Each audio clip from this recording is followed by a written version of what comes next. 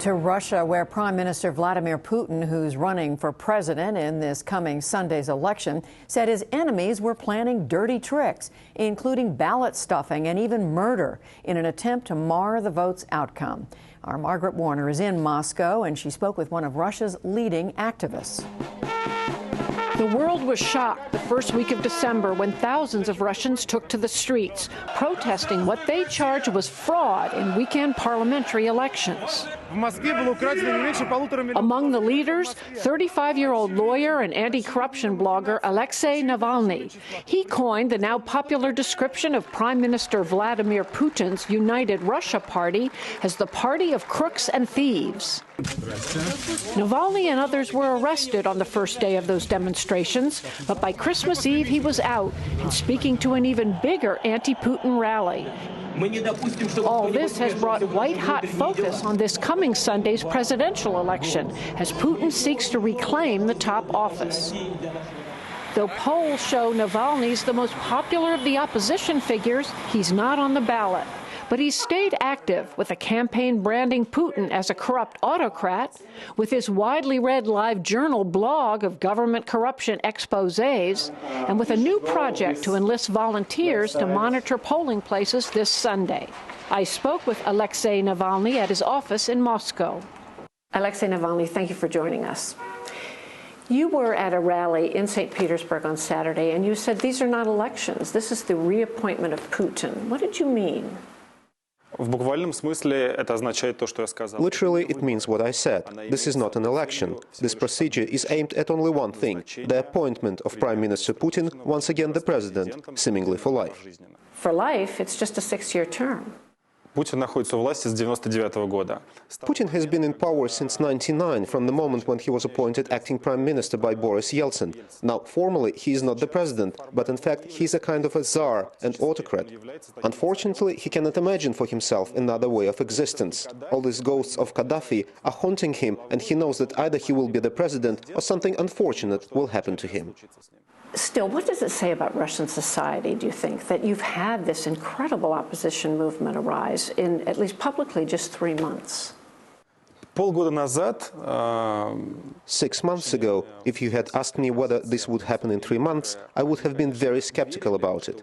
Nevertheless, it happened suddenly, and it wasn't organized by the Russian opposition. Putin did this.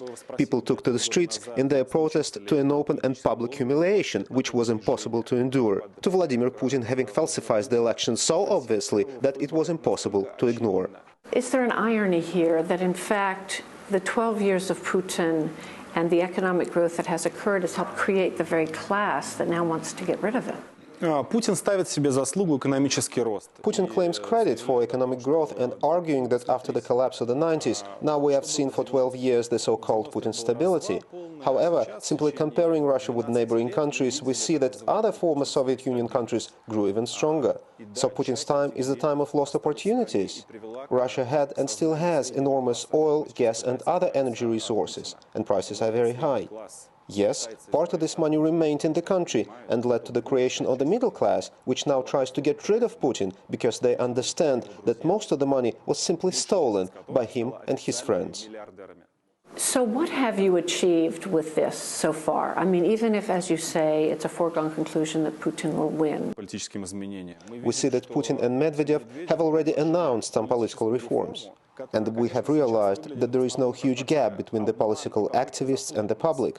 Thousands of people came out to the streets, and we found that in Russia there is this critical mass of people that just will not allow Vladimir Putin to treat them as he has for the last 12 years. Prime Minister Putin, his party, the Kremlin, have all accused the West of being behind protest movements, of being behind you, specifically the U.S., the State Department, the CIA. What do you say to that? I'm quite an ordinary citizen who lives on the outskirts of Moscow. My children go to a regular Moscow school and kindergarten. My life is completely transparent, which is absolutely not the case for Putin's officials, whose children live abroad, who have accounts in Switzerland, the United States and Great Britain. So the question arises, who is more connected with the West, the opposition or Russian corrupt ruling class? So when Sunday happens, and if the results are as everyone expects, are you prepared to accept them? Since we do not recognize the election, we will not recognize the election results. We are quite clear that on March 5th, Putin will declare himself the president of Russia. In fact, he would call himself a czar and an emperor.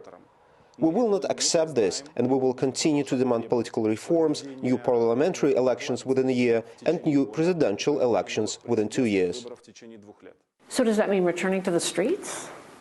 The Russian opposition groups have already stated that they will encourage people to go to the streets on March 5th and beyond. I do not know what the scale of the protest will be, but the fact that it will continue is quite obvious. It doesn't matter how they count the votes, because all candidates should have been able to participate in the elections. Are you saying the protest movement just stays out in the streets, or do you have to form a political party yourself and get into the process? We should build up our political protests to force him to declare new elections. Our goal is very simple, and it allows us to unite against this opponent. We want very simple things: political reform and new elections.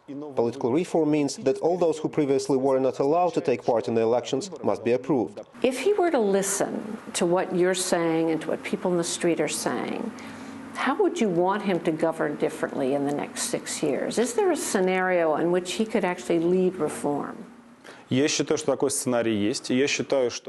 believe that such a scenario exists, and I think that Putin, even though he is a very corrupted politician, a greedy politician, and a very power-hungry politician, he is a smart, flexible person.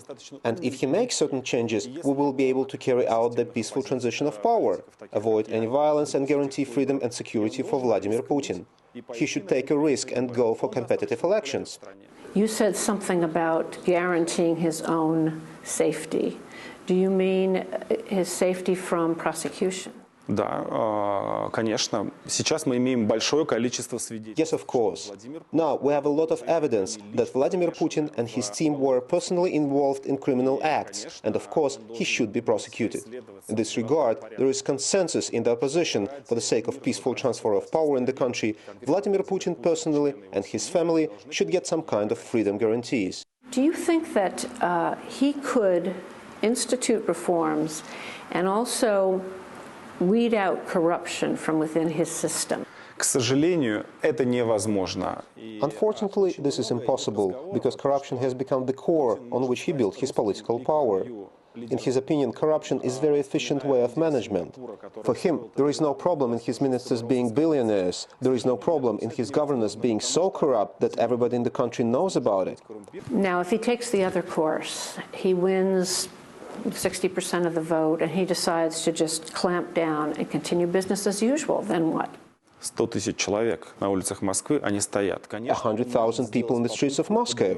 Of course, he can try to quell the protest by force, but we remember that this scenario, the so-called power scenario, was attempted on December 5th last year, when hundreds of people were arrested, including me, as well as on December 6th, when hundreds of people were beaten. But the result was that hundreds of thousands more people took to the streets. And are you prepared to lead those protests as far as they need to go? Absolutely. Alexei Navalny, thank you so much. Спасибо вам.